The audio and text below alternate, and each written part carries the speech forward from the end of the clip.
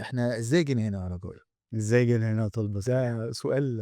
احنا بقالنا سنتين تقريبا بنتكلم ان احنا عايزين نعمل بودكاست. من ساعه ما عرفتك واحنا بنحاول نعمل. لحد الاسبوع اللي فات اللي هو كان اكتر وقت مش مناسب. ايوه قلت لك طب ما تيجي نعمل بودكاست، فقلت لي بقول لك احنا كل مره بنيجي نقف عند النقطه دي، صح. تعالى نعديها.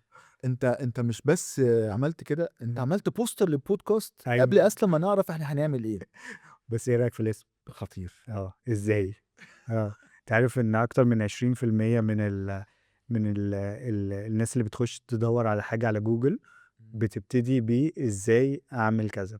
فعشان كده فكرت ان البودكاست يبقى اسمه ازاي، ومنها نختار توبكس معينة او مواضيع معينة نتكلم عليها. عشان كده حابب ان اول موضوع ان هو ازاي نربي عيالنا. يعني انا عندي عيال وانت عندك برضو. ف وكنت قريت لك كام قصة وكذا حد بصراحة قال لي القصص بتاعتك في الموضوع ده بالذات ملهمة.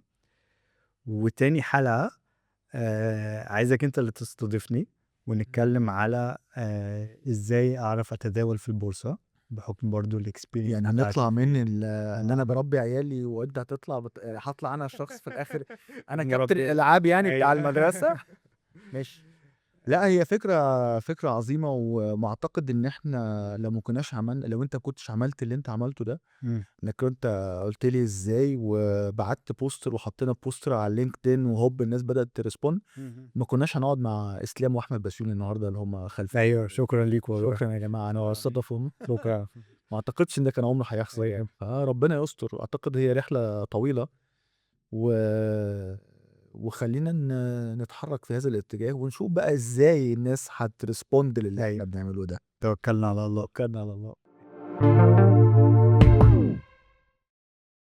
انت ولادك بيلعبوا روبلوكس؟ ولادي كانوا بيلعبوا كانوا روبلوكس. بيلعبوا روبلوكس.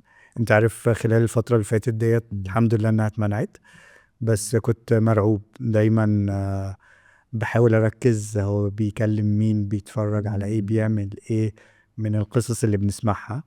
كان دايما القصة المشهورة بتاعتك انت وبنتك كانت على بالي، فدايما كنت بحاول اخلي آية وانا يعني نركز قوي ونتكلم معاه وكده. فلو ممكن تحكي لنا سريعا كده. سوسو قصتها كانت في 2022. اوكي. ساعتها هي كان عندها 11 سنة، اولموست يعني 11 سنة. وبعدين كنت في ميتنج شغل ولقيت التليفون بيرن. اوكي. انا بالنسبة لي ولادي لو اتصلوا بيا ولازم ارد. بس هم متعودين يكلموك في اي حاجة صح؟ اي مش حاجة في اوكي. اي وقت لازم ارد، اوكي حلو. مهما بقى كنت قاعد مع مين. حتى لو بعت المسج التقليدية بتاعت كان اي كول يو ليتر دي، لو اتقال نو انا بستأذن من حتى لو بره مصر اوكي لازم ارد. حلو هايل. ففي الوقت ده سوسو اتصلت وانا كنت في ميتنج فعلا، فطلعت فرديت. فلقيتها سوسو بتتكلم بستيدي تون كده على غير العادة بتاعتها. هي يوجولي شخص يعني كده نويزي واو مرح ومنطلق. فلقيتها اوكي. بتحكي بتقولي في واحد بيبعت لي مسجز دلوقتي بيقول لي ان انتي لو ما سمعتيش كلامي انا هاخد صورك مش كان عارف بيبعت ايه على انستجرام صح؟ على انستجرام. اوكي. انا ما كنتش عارف طبعا عندها انستجرام دي من ضمن الناس. وهركب صور وبتاع. هي طبعا مش فاهمه اللي ممكن يحصل. مم. ففي اللحظه دي انا رحت لاغي الميتنج تماما اوكي. و...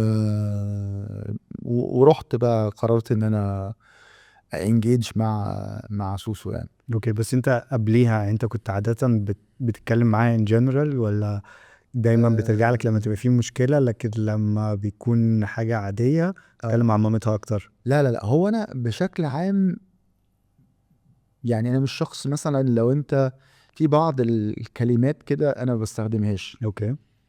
اهمهم واعظمهم واشهرهم مم. مش قلت لك؟ اوكي. مش لو كنت طب كلمة لو مشهورة بتاعت اهالينا. وموجوده على فكره بره. آه. يعني بره اسمها اي تولد يو سو. اوكي. ودي بتدرس فكره اللي هو مش لو كنت كان مش عارف ايه. فانا ادعي ان انا عمري ما قلت لاولادي مش قلت لك، مش لو اوكي. كنت. مهم. هي جت من هنا بقى. مم. يعني حته اي تولد يو سو دي او مش قلت لك هي اول بارير او اول حائط بيخلي الولاد يترددوا جدا او يتجنبوا ان هم يجوا يحكوا لك عشان ما ترميش في وشهم ايه مش قلت لك. اوكي. لان مش قلت لك دي هي بتخلي دايما احساس ان انا غلطت وان انا مش عارف ايه، فهو بدل ما يواجه الهم ده فما يقولكش بقى اوكي عشان ما تقدرنيش بقى وتنكد عليا وبتاع مش عارف ايه. فاولادي الحمد لله كان عندهم المساحه الكافيه ان هو يقول لي اي حاجه، ما انا عمري ما هقول له I told you so مش قلت لك وبتاع. وانا عندي قناعه شخصيه ان I told you so دي او مش قلت لك دي هي فيها انتصار شخصي للشخص، للاب او الام. هو للاسف عايز يحس ان هو جامد على حساب ولاده، فبيقول لك ايه مش قلت لك. ايوه انت كده نجم يعني، جبت 1-0 في ابنك ايه العلاقه يعني؟ طب انت قلت له بعدين يعني ايه المطلوب منه؟ ما يعملش كده تاني، هيعمل كده تاني. ما يغلطش، هيغلط طب. هنا بقى كان في لما جت سوسو حكت لي الكونتنت طبعا مرعب اوكي وجديد، ما انا برضو ما تعرضتش للموقف ده قبل كده. فانت بتحاول بعد ما تتخلص من العنتريه والعنجهيه، والله لا اجيبه في شوال انا هعمله لك ما انت ممكن ما تعرفش تعمل كده فيطلع شكلك عبيط قصاد ولادك، ودي قصه كبيره يعني.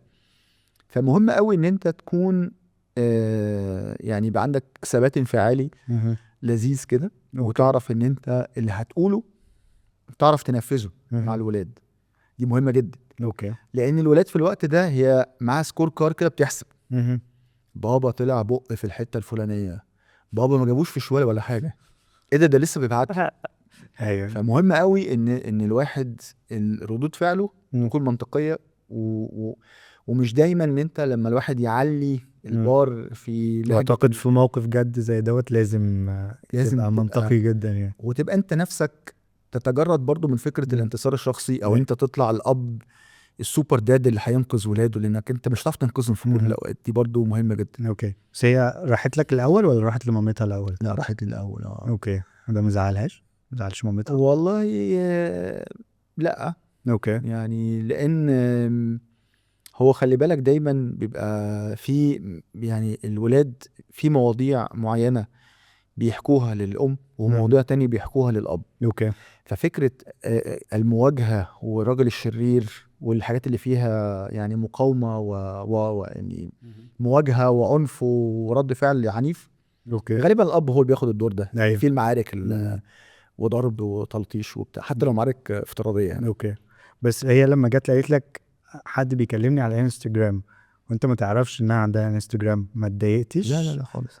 وما كانش هي متوقعه انك ممكن تتضايق ان هي عملت انستجرام من غير ما تقول لك؟ كانت متوقع. ما هي دي بقى دي النقطة اللي هي اولا هي اول حد حكيت له، لا كان انا ولا كان مامتها، هي كان اختها الكبيره. اختها الكبيره، بس هي مش كبيره قوي برضو. كان ساعتها ميمي عندها يعني كام ده 2022 يعني، ميمي كان عندها 14 سنه. اوكي. فرق 3 سنين تقريبا. فرق 3 سنين. اوكي. وليهم اخ صح كده؟ عمر. عمر ده الكبير. ده الكبير. اوكي. فهنا ان انت بقى في شويه نقط لذيذه قوي بتطلع ان انت باني علاقه طيبه ما بين الاختين، بحيث ان هم بيتخانقوا مع بعض والحاجات التقليديه بتاعت البنات دي، ولكن في نفس الوقت وقت الازمه ما كانتش شايله الهم. يعني هي الجمله اللي هكررها كتير، فكره ان انت ما تشيلش عيالك الهم. ايوه. فهم هي مش شايله الهم ان انت تحكي لاختها. اوكي. فاختها قالت لها قولي للبابي على طول. ما قعدوش يفكروا طب هنعمل ايه، طب هنرد عليه ازاي، طب لان الحته دي ممكن تاخدنا بعيد. اوكي. فهي الحقيقه ميمي في واحد بيعمل 1 2 3، قولي للبابي، خايفاه يزعل مني برضو لازم تقولي له ايوه بابي، وتفاصيل بقى اوكي كل اللي حصل باستفاضه يعني. فيعني وزي ما انت بتقول يعني هي دي النهايه، دي النتيجه مش الحدث. ايوه. انما هي رحله بتبتديها ان انت مفيش I told you so، مفيش ما تشيلش عليك الهم. دي مساحه انهم يعرفوا يتكلموا معاك بحريه، ما تقولهمش مش وقته، انت صغير على الكلام دوت. ايوه بالظبط. وتبقى برضو فكره ان انت لو اتصلوا بيك هترد. اوكي. ولو احتاجوك هيلاقوك.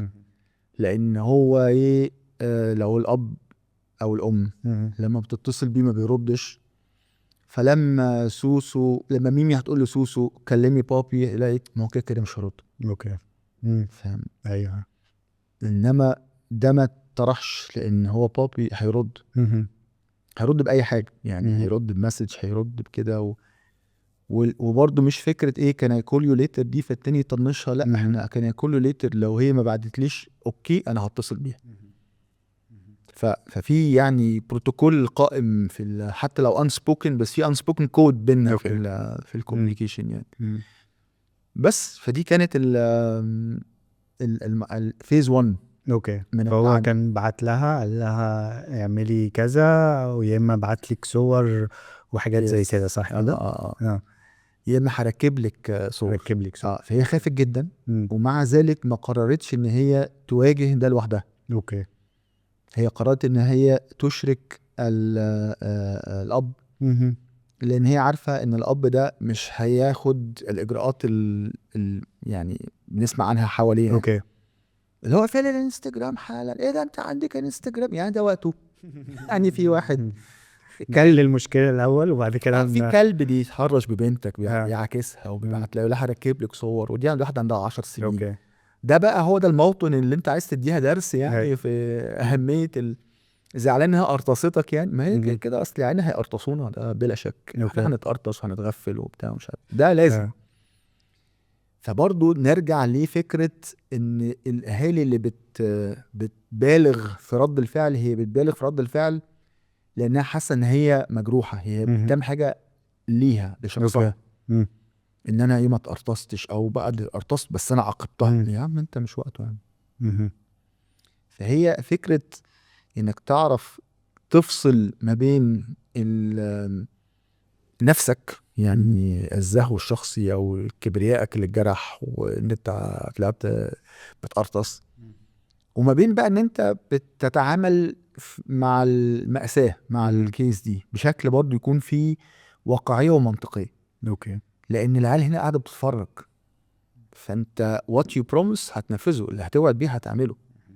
فتاخد بالك لو قلت هجيبه لك في شوال لازم تجيبه في شوال، يا اما هتطلع شكلك مهزأ شويه. بالظبط. طيب اول خطوه عملتها كانت ايه؟ خدت منها الانستجرام وبدأت تكلمه انت ولا؟ اوكي. يعني اولا ما دخلتش في سكه اقفليه وما مهم. انت مش هتبقي موجوده على السوشيال ميديا تاني باي شكل من الاشكال. اوكي.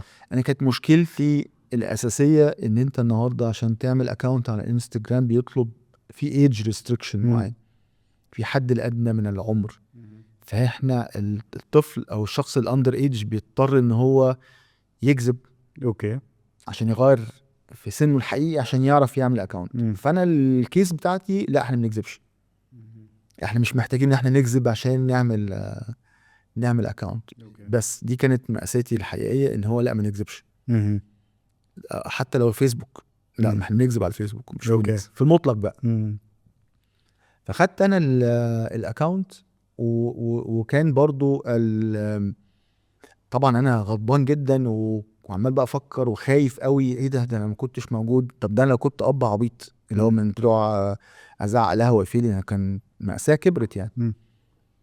فقررت ان انا ادعي ان انا سوسو طفلة عندها 10 سنين او 11 سنة اوكي. وخايف منك يا مستر متحرش، وارجوك ما تأذينيش يعني. ودي كانت نصيحة من حد ولا لا. انت؟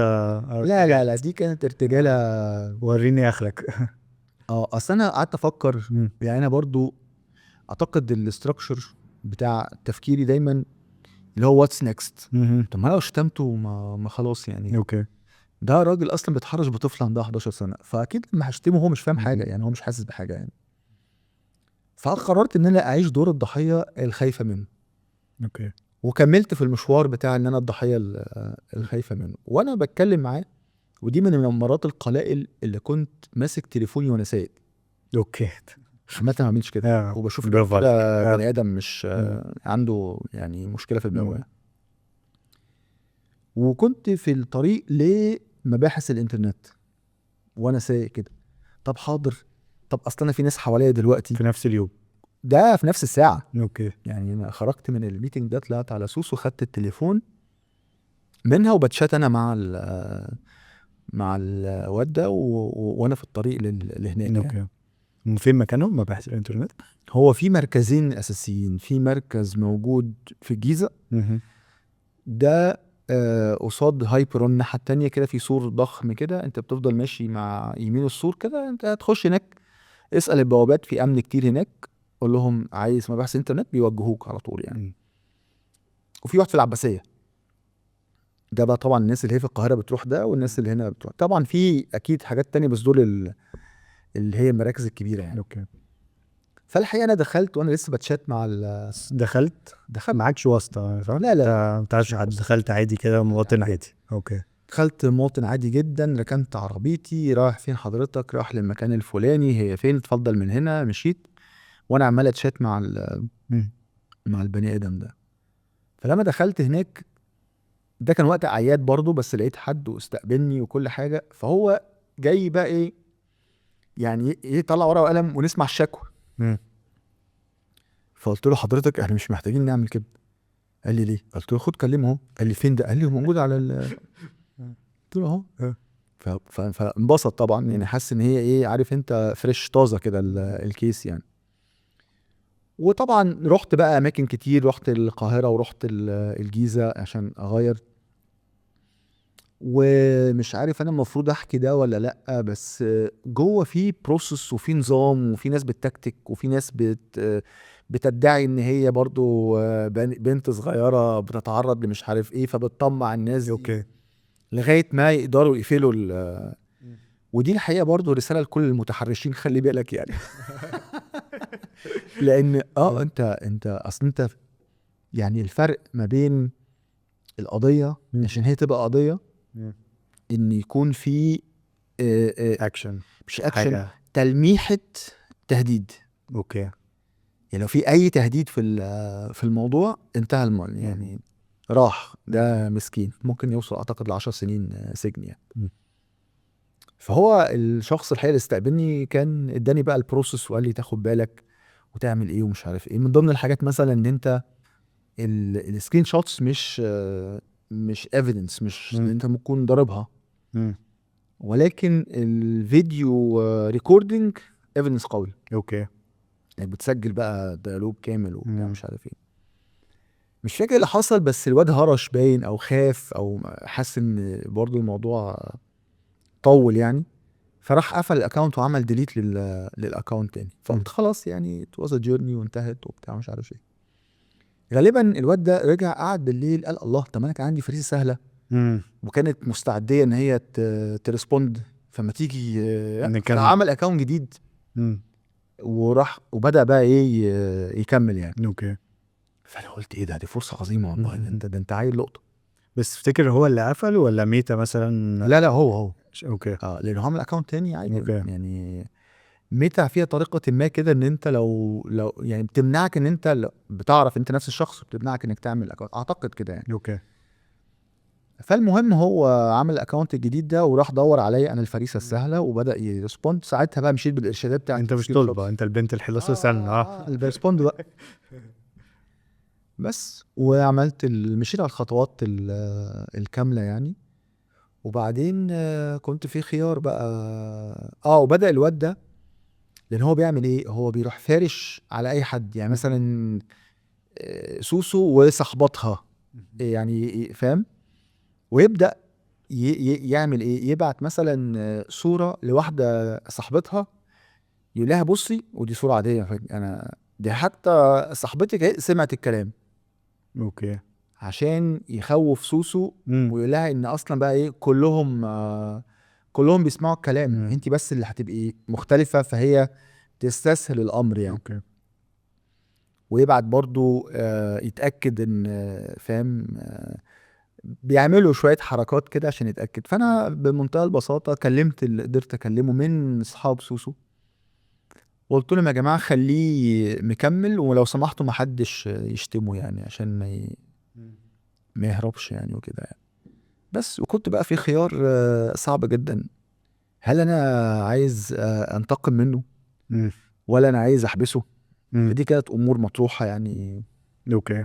على الترابيزه. كانت قرار كنت صعب. قلت لي انك كلمت حد شاطر في السايبر سيكيورتي والله شوية. شوف، هي في الاخر انا كنت عايز اجيب الداتا. مم. فانت النهارده في كذا طريقه عشان تجيب الداتا بتاعت مهم. الشخص ده. يا اما تمشي في المسالك الطبيعيه التقليديه، او ان انت تخلي الشخص ده بكامل ارادته يديك الداتا دي. كامل ارادته دي ان هو انت هتبعت له لينك هو داس عليه. بس كده خلاص. النهايه.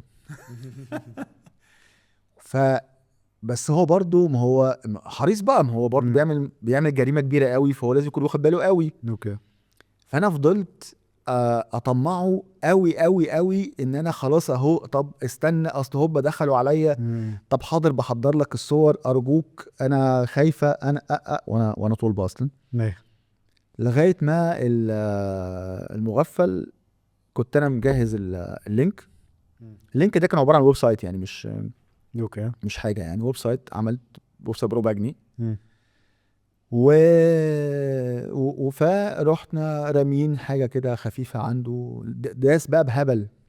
يعني عيني، هو طبعا هو مغفل، هو المفروض داس مره لقى ان مفيش حاجه حصلت فبندوس تاني. هو من كتر ما اللينك مش شغال فدوس تاني. اللينك مش شغال. فقال لك ايه، فداس من موبايل، داس من اللابتوب، داس من 5G، داس من راوترز. مع كل دوسه بقى انت عملت بس مش الله عايز يرحمه بقى. اكمل الله يرحمه. مش عايز اكمل بقى ايه اللي حصل خلاص معاه. بقى. بس خليني اسالك على يعني بنتك كان احساسها ايه بعد وانت اتكلمتها ازاي او اتكلمت معاها ازاي؟ هل مثلا الموضوع ده اتفتح تاني بعديها بفتره ولا خالص؟ والله هو انا الموضوع انتشر جدا، وانا كنت فاكر كتبت بوست كتبت تقريبا. كذا بوست في الحته دي، وحتى انا استغربت من الريتش اللي حصل. اعتقد لو انا كان وصل مثلا 1,000,000 واحد، حاجه رقم مرعب كده يعني. اوكي. وبدات بقابل الناس في الشارع، فتوقفني. احنا قعدنا مع اولادنا عشان نحكي لهم ومش عارف ايه ونرسبوند ازاي لدرجه ان في قناه تلفزيونيه اوكي. اسمها مدرستنا، لقيت الاعداد بيتصل بيا، ورحت انا وسوسو في انترفيو. انبسطت؟ هي انبسطت، مش انبسطت انبسطت، بس انا اللي عجبني في المرحله دي، وبرضه دي حاجه اتكلمت فيها مع مامتها، لان احنا لازم ناخد القرار مع بعض. انا هبقى اكسبوز بنتي للعالم، اوكي، وباكسبوز بنتي لميكروفون وكاميرا وجو، والتوبيك نفسه حساس جدا، والمفروض دي تجربه أليمة جدا، فهي مش عايز تفتكرها تاني، لغايه ما خدنا القرار مع بعض ان احنا خليها تطلع يعني. وسبحان الله كانت لا عظيمة يعني بصراحة. يعني structured stable، تتكلم عادي، بترد على أسئلة عادي. وفي الوقت ده أنا اللي انهارت مش هي. يعني أنا اللي كنت لأنك أنت بقى تيجي في لحظة كده أنت بتكون عندك حالة دينايل. انت بقى في مود الاكشن، فانت بتعمل 1 2 3 مركز، لما مفيش اي ايموشن. اللي بتحكي كده الله الله الله الله، ده احنا كنا رايحين فين، طب ماذا لو لا كانت مسلية الحمد لله، فعديناها الحمد لله. انا يعني ابني مش قصة الحمد لله مش مشابهة، ويعني يا رب ما يكتب على اي حد، واتمنى ان كل الناس فعلا تكلم ولادها وتبقى كونكتد معاهم. بس من ساعة ما آية وانا بنتكلم اكتر مع يحيى، ويمكن يكون آية اكتر، في مرة كنا جايبين له ماجنتس مغناطيس قاعد بيلعب بيه، حاجات البلي الصغير دوت اللي بيتلزق وبيعمل اشكال، وهو سرحان بيتفرج على حاجة، حط كام واحدة في بقه، هو قاعد في الأوضة لوحده، وجي بياخد نفسه شرق، بلح كام واحدة بالغلط. انا ما كنتش موجود، مامته كانت في أوضة تانية، هو يعني هو 7 سنين ونص، فهو عادي ان هو يقعد لوحده يعني مفيش مشكلة. فراح لمامته قال لها ماما لازم نروح المستشفى دلوقتي. ما شاء الله. والحمد لله يعني رحنا على المستشفى، بعد ما كلمنا للدكتور قعدنا 3-4 ايام بنروح بنعمل اكس راي لحد لما اتاكدنا انها خرجت يعني. بس انا متخيل ان لو في طفل بيخاف من مامته او باباه، فده بلا حاجة دي يعني دي عادي بقى ان هو يتهزق ويتضرب عليها يعني بمفهوم ابهاتنا القديم وللاسف بمفهوم جزء كبير من الجيل بتاعنا يعني. فموضوع صعب يعني. حصلت لي دي قبل كده على فكرة. ماجنت مش انيل من ماجنت. ايه بقى؟ انا كنت في الساحل وانا طفل في مراقية يعني. ده مفيش- انت شخصيا مش أنا ولادك شخصيا. يعني. ده انا شخصيا. وكان عندي 8 سنين وابويا كان جايب لي عجلة كده جميلة. مهم.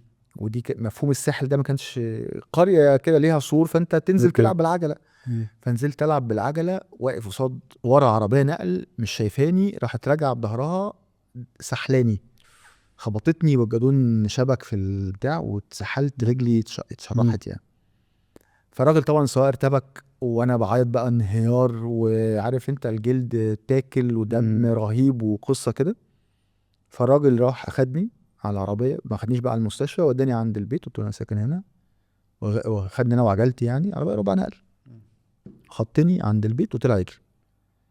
فانا بالنسبة لي بقى ايه، الطفل اللي هو رجليه بتنزف كلها، عجلة متدشدشة، وابويا وامي فوق، فانا هطلع. فاول ما طلعت انا خفت، فرحت داخل على اوضتي وقعدت اعيط. هم صحوا على عياطي. اوكي.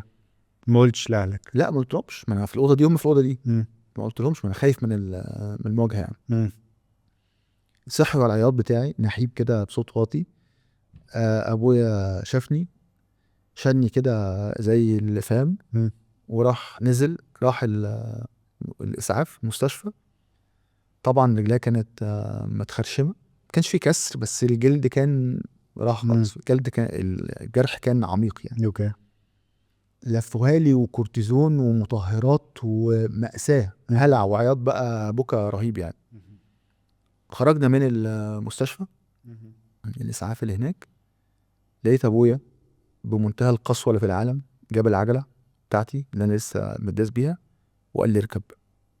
فأنا بقول له يعني بعيط بقى، فبقول له مش عايز أركب العجلة تاني. قال لي هتركب العجلة دلوقتي. هو خايف تيجي لك تروما من العجلة. اوكي. فأنا بالنسبة لي لا، دي قسوة على أوكي. ايه اللي انت بتعمله ده؟ يعني مش هركب العجلة. قال لي هتركب العجلة، وصمم. وانا بعيط منهار، صمم اركب العجلة، وركبت العجلة، وألم رهيب طبعا. هتخيل ان انا ابويا لو ما كانش اجبرني اركب العجلة في اليوم ده، ما كنتش وانا في الثلاثينات اشتريت موتوسيكل وطلعت بيه اسوان لوحدي. اوكي. في رحلة 16 ساعة. كنت خفت من كل ما هو بعجلتين او بس تفتكر التصرف ده كان سليم 100% ولا؟ لما كبرت عرفت انه كان سليم جدا. اوكي. جدا. انما في اللحظة دي ايه القسوة دي؟ ما عندكش قلب. ايوه. انما هو كان كده. وبعدين دلوقتي مش مثلا طب نأجل، طب أيوة. بعدين، طب بكرة، لا لا لا، حالا. فبقول لي يعني، قال لي خد لفة واطلع. وفعلا خدت لفة وطلعت، وبعدين بقيت بركب العجلة بالشاش وانا بيزنس از يوجوال. اوكي. مفيش حاجة اتغيرت. طب في قصة تانية برضو كنت عايز اسألك عليها. ايه علاقة تيشرت عليه ملوخية بالتنمر؟ والله دي برضو من ضمن الحاجات ودي رحلة جيرني برضو. فان انت تدي ان ولادك من حقهم يحكوا اي حاجة ليك ويردوا على اي حد، وما يسمحوش لحد ان هو يتعدى الخطوط اللي هم رسمينها. في بعض الافراد للاسف، يعني انا بقول ايه، ان خفة الدم دي ملكة. يعني مش ملكة، هي هبة من عند ربنا. اوكي. لو هي مش عندك ما تجتهدش ارجوك. هيطلع دمك تقيل وشكلك وحش. اوكي.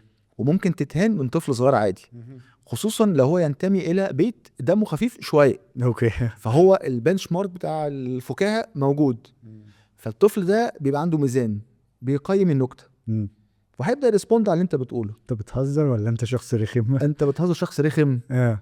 طب انت بتهزر وانا مؤدب ومش هقولك ان انت دمك تقيل، هعديها لك. او لا، انت هتتسك. انت هل حصل ماريا كان عندها 9 سنين انا فاكر، فانا من بحب التيشيرتس بتاعت ناس ترندز اللي هي اوكي انا بحب بيكتبوا عليها الملوخية. بالعربي دي. الحاجات اللي هي بتاعت العربي دي كانت موضة وكنت بحبها يعني. مهم. وميمي زي اغلب الاطفال بيحبوا الملوخية، فانا مم. جبت لها تيشيرت من الناس مكتوب عليها I love ملوخية. مهم. جه مدرب يعني كوتش في النادي دمه مش خفيف خالص، مهم. راح لطفلة بيقول لها ها كان عندها كام ملوخية. سنة؟ 9 سنين. اوكي انت ملوخية، انا بعد كده مش هقول لك ماريا، هقول لك ملوخية فماريا ردت بايه؟ بها. اول ها تمام، تاني ها شغال، مم. تالت ها بقى بقت ما ردتش عليه ولا بتكلمه ولا خلاص قفلت قفلة مرعبة. اوكي فالكابتن ده ندم او حس ان دي يعني حاجة دمها تقيل وغلط، فقرر ان هو يعني يصلح العلاقات مهم. من غير اعتذار برضه، ان دي مم. حاجة فيها مشكلة في مصر ما حدش بيعتذر يعني. انتهى الموضوع. طب تعال نجرب نعتذر، لا مفيش برضه. طب تعال نوسط حد مم. يعني من مامتها او كده يتدخل عشان يصلح، مفيش. مم. النهاية فاللي حصل ان مامتها جت تتكلم معايا، طب ما تتكلم مع ماركو ماريا. مع ماريا اوكي لا فيش كوتش في الموضوع خلاص. مم. ف...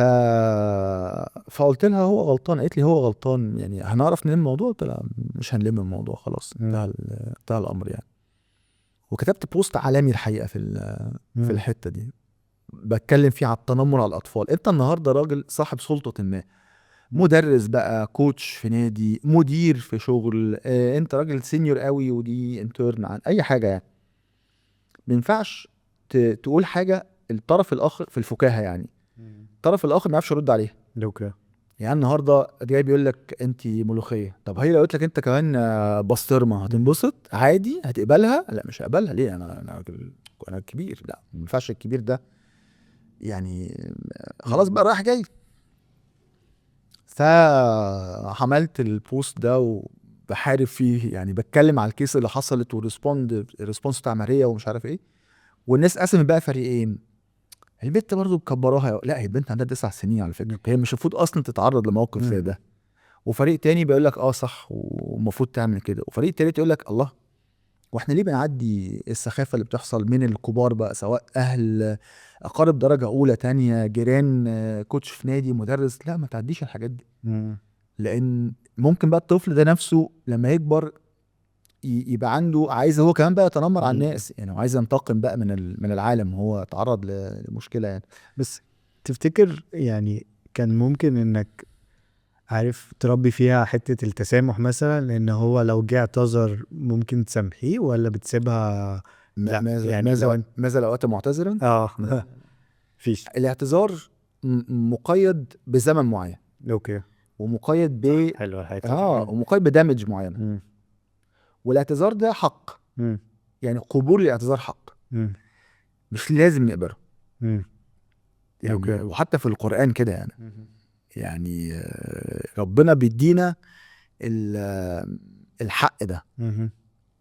اللي هو العفو والصفح. مم. يعني ربنا بيقول هو خير لكم بس براحتي، انا مش عايز خلاص، لانه حق. وهي لازم تفهم كده ان مش اي حد هيجي يعتذر ان انا هقبل الاعتذار ده. اولا جيت امتى؟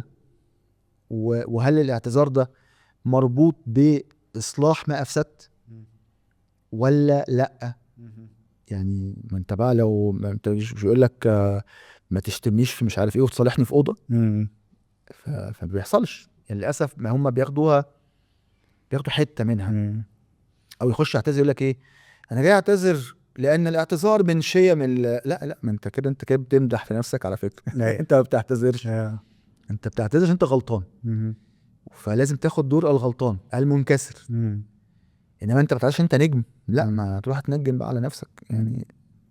تعرف يحيى كان عنده 5 سنين ساعتها او 4 سنين تقريبا. كان كل الاهالي بقى بتقول لنا ان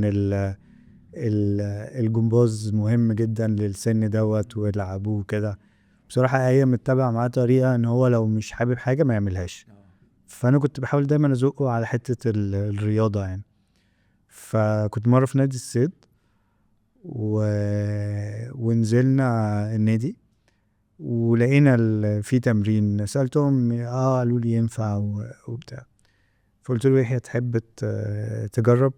فهو شاف بقى حاجات وبتاع يتنطط قال يعني فدخل وابتدى يتمرن معاهم. بعد كده الكوتش كانت بتزعق لواحدة جنبه مش ليه. وانا كنت واقف فوق بتكلم في التليفون ومامته معاه تحت. فجأة لقيت يحيى دوت لبس الجزمة، ما كانش بيعرف يلبس الجزمة، طلع ومشي لوحده خلاص مش داخل. صح. يعني اتضايقت دي ساعتها، جيرني برضو. اتضايقت ساعتها بصراحة ان هو لا لازم تخش، ما اعرفش ده صح ولا لا، او لازم تخش وايه المشكلة ان هو يزعق او تزعق وكده. بس بعد كده لما ابتديت افكر شوية لا انا احترمته ان هو يعني اولا كون رأي. صح. لا محدش هيهزقني انا، يعني انا ممكن في يوم من الايام اتهزق زي البنت دي، لا مش لاعب اصلا. لا هي دي خلي بالك اللي انت عملته ده برضو جيرني انت وآية مشيتوها مع بعض. ايوه. هو ده مش البداية هنا. هو البداية من تراكمات معينة انت لو قعدت بقى ركزت فيها هتلاقي وصلت ان هو يحيى عنده القدرة ان هو يعبر عن رأيه بأكشن بكلمة بأي حاجة. اوكي. فهو شاف ان اكتر حاجة مؤدبة في العالم يعملها لرفضه الحدث اللي بيحصل ان هو يسيب المكان. ايوه. باي باي يا جماعة انا مشيت.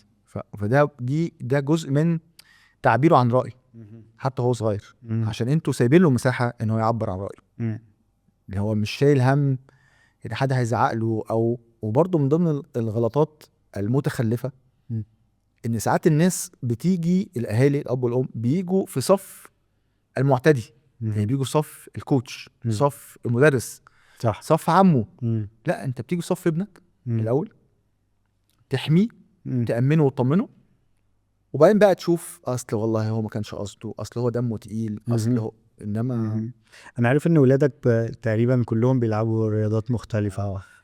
بس هل انت مع ان انا اضغط على الطفل ان هو يخش الرياضة ديت حتى لو مش حاببها، ولا بتديله المساحة ان هو يعمل اللي هو عايزه؟ هو اعتقد الضغط الوحيد ان الولاد يكونوا في صحة جيدة. اوكي. يعني دي مهمة قوي ان هم يكونوا في صحة جيدة. فانت هتزقهم بكل الطرق ان هم يبقوا في صحة جيدة بالرياضة طبعا. انت بقى ان هو يبقى بطل جمهورية ولا بطل في ويمبلدون دي قصة تانية، ده تراك تاني. انما هو لازم يكون في صحة جيدة ان هو يمارس الرياضة ده الضغطة الوحيدة. اوكي. هيلعب ايه مش هيلعب ايه دي قصة تانية. الرياضة برضو بجانب انها صحة جيدة هي نموذج مصغر للحياة. اوكي. للعالم. ناخد مثلا ماتشات التنس على سبيل المثال. يعني انت النهارده البنت دي اللي بتلعب تنس اللي عندها 10 سنين او 7 سنين وات ايفر اجتهدت قوي قوي قوي قوي قوي في التمرين وخسرت. ده درس، ده ليسن 1. انت ممكن تجتهد قوي قوي قوي في الحياه وتخسر. مش ممكن. معظم الاحيان بيحصل. فدي لو هي ما شافتهاش في الرياضه لما تحصلها في الحياه العاديه في شغل بقى في بيتها في جوزها هتتخض. فانت النهارده جاي تخض الولد او جاي تخض ابنك وهو عنده 25 سنه ولا 30 سنه، فما عندوش الادوات اللي يتعامل بيها مع الخضه دي. اوكي. انما لو خدها وهو صغير دماغه لوحدها بتبقى شغاله ايه. طب ايه اللي حصل؟ ممكن بقى يرجع الامر مثلا للظروف المحيطه، ممكن يرجع الامر لان الطرف اللي قصاده كان اشطر منه. اوكي. مش شرط يكون في حاجه شريره او فساد يعني الحكم بقى لا خالص، ممكن يكون التاني كان اشطر، ممكن يكون الوقت ما كانش مناسب. في ماتشات انا هاخد التنس ده عشان دي حاجه انا عشتها يعني مع البنات. ممكن تكون اليوم ده حر، الشمس ضاربه في عينك، بس انا اتمرنت لعبت كويس جدا، ما كسبتش. فدي درس كبير قوي، فكره ان الولاد لازم يتعرضوا لتجارب معينه، نموذج كده يعني سيميليشن للي هيحصل لهم في الحياة. حماية الولاد، ودي برضو من الحاجات اللي أنا بشوفها مأساة، إن تلاقي الأم أو الأب يتدخلوا عشان يعدلوا على الكوتش. أنت ما نزلتش ابني ليه؟ انت المفروض هو حضرتك مدربة تنس، يعني انا هفترض ان مفيش وسايط او نعم. اي حاجه، بفترض اللي هي الهابي سيناريو اللي هي ماجوريتي، اللي هي اغلبيه كده. يعني اغلبيه الحاجات دي بتكون ناس كباتن عاديه وسويه وكل حاجه. اوكي. وبعدين مثلا البنت بتعيط عشان خسرت. طب ما ده يعني مش عايز اقول كويس طبعا، هو في الاخر ده ابني، يعني انا بقى زعلان ان هو بيعيط، بس هو برضه هيعيط لما يكبر ان هو هيخسر في وقت ما، هيخسر. ما تجيش بقى اقول له ايه، لا او انت كنت جامد جدا عشان هما الظروف والعالم هو الوحش، بس انت كويس. طب ما هو هيطلع شايف. يعني طبعا الاب والام شيء مهم جدا في الحياه، بس هما مش موجودين طول العمر، يعني في الولد ده هيواجه الحاجات دي لوحده. مش شرط يموتوا، ممكن يسافر بره يعني يعيش لوحده، او تتجوز وتمشي تروح بقى بيت جوزها، فهي مش فاهمه يعني ايه يعني انا بعيط يا جماعه، ما حدش معبرني ليه. لان اغلب التجارب الواحد لما هيعيط ويدبدب في الارض ما حدش هيعبره. يعني اللايف والجون، يعني ما حدش اوكي احنا زعلانين نزعلك بس احنا مكملين. بس انت شايف ان احنا نشجعهم ان هم يلعبوا رياضه لكن ما نضغطش عليهم، لو رفضوا تديهم مساحه ان هم يختاروا يختاروا رياضه، بس لازم يلعبوا رياضه. لازم يلعبوا رياضه. اوكي. لازم يلعبوا رياضه، بس تديهم مساحه. اوكي. يختاروا بقى نلعب كاراتيه، والاختيارات دي برضو ليها سكك. يعني انت النهارده لعبه فرديه ولا لعبه جماعيه، ودي برضو انت ما تدوس قوي. اوكي. طيب انا متفاهم ان انا كأب انا محتاج اساعد ابني، اساعده في اختياراته. فلما يجي ابني يجي يقول لي مثلا انا عايز اتعلم ياباني، فطيب يا ابني هو الياباني ده هيفيدك في ايه؟ طب ما تحسن العربي اللي احنا عايشين فيه، كل الولاد اللي في او البنات اللي في مدارس اجنبيه بالعربي بتاعهم بايظ، او تكلم فرنش مع لغه تانية، او اسباني حتى يعني برضو لغه مشهوره. فانا عارف ان ابنك بيتعلم ياباني بقاله كتير. بص، اللي انت حكيته في المقدمه دي هو اللي انا ما عملتوش. اوكي. يعني الدسكشن بتاعت ان ابني جاي يقول لي حاجه غير منطقيه وانا اطبق عليها المنطق، ايوه ما عملتهاش وما بعملهاش. اوكي. لان برضو ده فيه شكل من اشكال الضغط على ابنك، فما يعرفش يعبر لك عن احلامه وطموحاته، اوكي. حتى لو انت شايفها عبيطه. فانا النهارده لما عمر جه يقول لي انا عايز اتعلم ياباني، ما جيتش اقول له وماله الفرنساوي اوكي. وماله العربي، لا ما قلتلوش كده. بقول له يلا بينا ندور ازاي تتعلم ياباني. اوكي. قناعاتي الشخصيه بقى دي مش مهمه.